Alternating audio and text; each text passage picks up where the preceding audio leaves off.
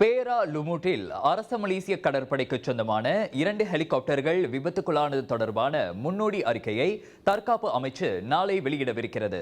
10 பேர் உயிரிழந்த அந்த ஹெலிகாப்டர் விபத்து குறித்த முழுமையான அறிக்கை இன்னும் 2 அல்லது 3 வாரங்களில் முழுமையடையும் என எதிர்பார்க்கப்படுவதாக தொடர்பு அமைச்சர் ஃபஹ்மி ஃபட்சேல் தெரிவித்தார்.